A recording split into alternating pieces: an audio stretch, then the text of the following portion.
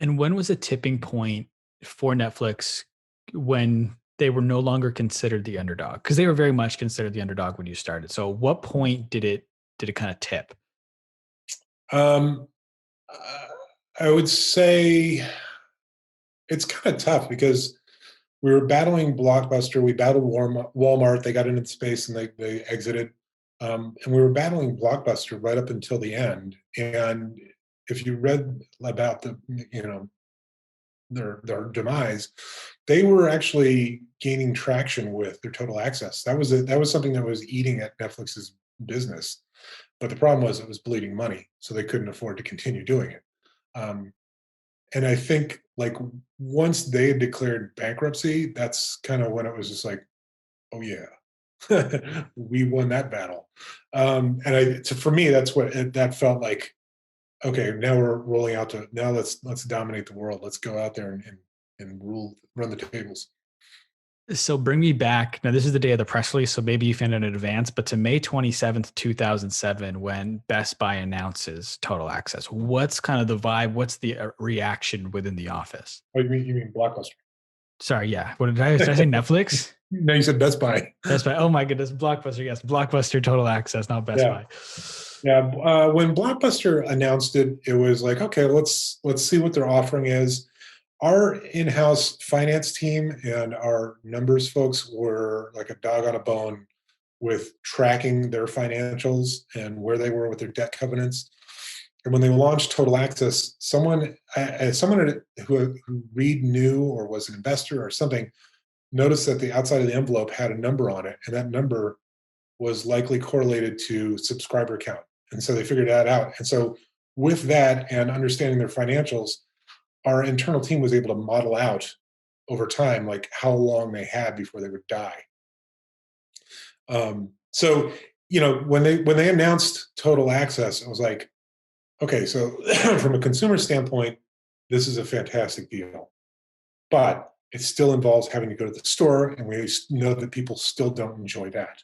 So we're going to keep going on our messaging. We know that what we're saying is resonating. We're growing year over year, but we need to pay close attention to what Blockbuster is doing and how that's going. And it did slow our roll a little bit there for a while. Um, So in terms of kind of out marketing them, was it more so just double down what we're doing? Because what we're doing is working. Was that kind of the well, so I'll give you an example. So they came up with a campaign saying that Netflix was the wait by the mailbox company. And with Blockbuster, you can get a new movie tonight.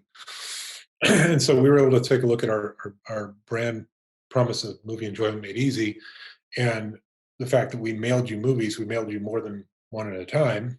And so the CMO, the VP of marketing, and Goodby Silverstein came up with this ad campaign to counter that said, "There's a movie already waiting for you at home." So it brought the focus back to home, brought the focus back to convenience, and didn't mention Blockbuster at all. Whereas with their campaign, they specifically mentioned us, put our logo in our mailer in their animated TV show or TV commercial, which is just insane. yeah, it's tons of free promotion for you guys. Yeah, and to do that for a company that's ostensibly the underdog or in second place, why would you give that to them? But they did. And so, and you didn't reference or Blockbuster at all. That's kind of the stance you took. So, and which is it was almost played in reverse, where oh my goodness, Blockbuster operated how was marketing as they were the second place and you were the first place. So, how important is it to have that mentality in your marketing if we're already first place? So there's a couple things to kind of talk about here. One is that you can act like you're a first place brand, even if you're a challenger brand, and go that route. Or you can be a challenger brand and leverage the first place brand's awareness. But at some point, you hopefully flip the scales and you become first place brand and do that. So you see that's why you see Burger King constantly bringing up McDonald's because they're in second place. They need to leverage their name. But we always acted like our CMO was very clear that we were to act like a first place brand. We're not going to give away free advertising or make a competitor top of mind just so we can feel good. and get a gotcha in. It's like, nope, we're not about that. We're about us. We're about us and what we provide to the consumer. And you mentioned how you beat Walmart as well. And so Walmart was actually pre Blockbuster. And I found an article from back when Walmart announced they were going to be doing DVD rentals. And it just shows how kind of unfazed Netflix was at the time. And it says from the article from, it was an interview with someone, a Netflix spokesperson. They said, "We're glad to see them enter the market, adding that Netflix's biggest challenge has been getting the public used to renting DVDs online. They'll convince consumers that this is a cool new way to rent, and that will be Netflix. Netflix, which was built as a base of more than 740,000 subscribers in 4 years of operation, says Walmart will have some catching up to do with the DVD rental business." Where does that confidence come from when, especially at the time, like Netflix is or Walmart is a giant. So when a giant is now putting they're entering your space, where does the confidence come from to look Goliath in the eyes and be like, we're not afraid? So first of all, it's Reed was the wellspring of that. But the other thing to keep in mind is Walmart has its hands in many pies. And this was the Walmart.com division that was taking this on, not Walmart in Bentonville, Arkansas. And the .com division had its fingers in many pies itself. And so what you have is a seemingly large corporation, not very narrowly focused, and a Netflix that is completely focused on this. And the quote was absolutely correct. It was a validator.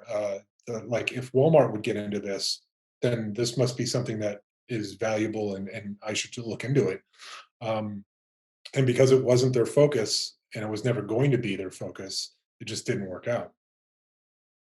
Even though it was never their focus and didn't work out, does still beating Walmart early on give you the confidence even more so when Blockbuster announces their total access that we've already beat Walmart, we can beat Blockbuster too? Well, there are different circumstances. Like there were rumors that Amazon might be getting into the DVD space, and that was really concerning because, as we've seen, they are nothing if not a constantly improving fulfillment company, right? So that was a concern. Blockbuster, I mean, I don't know about if Walmart necessarily gives the confidence that we could beat Blockbuster, but Blockbuster was saddled with all kinds of debt when it was spun out from, I believe, Viacom. And so they had so many issues working against them that it was just a matter of time. Like if we could continue to grow our market share, that they were going to be in trouble. So I don't know that we necessarily looked at Blockbuster and said, we're going to get you. It was, we're going to execute well. And if we do, you're going to rattle yourself apart. Because we were, Netflix is counterpositioned to the entire industry, not just Blockbuster, right? We had no late fees. You kept 3 DVDs as long as you want. Everything was online. We could recommend stuff from the long tail, from back catalogs that you might not have heard of, that you would actually find a lot of value from because it matched your tastes. None of the, and if anybody tries to adopt any of that stuff for their physical store, like Blockbuster had to eliminate or tried to eliminate late fees, and even then they didn't fully eliminate them because it was a revenue stream. Punishing their customers was a revenue stream. So, yeah, the big thing was we were counterpositioned to the industry. And I think the ultimate, I mean, obviously with Blockbuster declaring bankruptcy, that's a clear evidence that Netflix has won that battle. But I think what I find, I don't know if irony is the right word, but I was flipping through Netflix yesterday and there's a documentary on Netflix about the last Blockbuster. And I just think that that is amazing. Yes, I know. I saw that too. I thought it was hilarious. But hey, what are you going to do? Yeah, I don't. It's I don't necessarily. I don't necessarily take a lot of pride in the fact that we drove a company or we helped drive a company into bankruptcy or becoming insolvent. I do like the idea that we were able to come up from nothing and become the number one in the space. But honestly, Blockbuster did a lot more to themselves, and the spinning out from Viacom did a lot more damage to them than Netflix did, to be honest. Um, so they kind of they were starting from a position of weakness, unfortunately. Even though they were the 800-pound gorilla, multi-billion-dollar corporation, they had a lot of things that were starting to drag them down. And around the time they launched Total Access, was that around the time that Netflix was really trying to make the push to streaming and not just DVD rental? Was it 2007 around the time where, because I know the Netflix box was around that time. So is that also part of in the back of your mind where they're going to come and compete at us with rentals and we're going to switch our business model to streaming? Oh, absolutely. That was definitely in the back of our minds because we've been working on streaming for a few years. By the time it launched in 2007, and we knew that at launch the catalog wasn't great, the experience wasn't great, but it was going to get better over time. And we knew that the future of entertainment was going to be streaming. So, yes, in the back of our minds, it was like, okay, you can come at us with total access, and we need to be worried about that now because short-term streaming is not viable. But eventually, and they didn't. That's another thing. Blockbuster did not have in-house technical capability to build out streaming. They went with a third party, and that just didn't go very well. Um, so yeah, it's we definitely had streaming in the back of our mind since we launched it right around the time Total Access launched.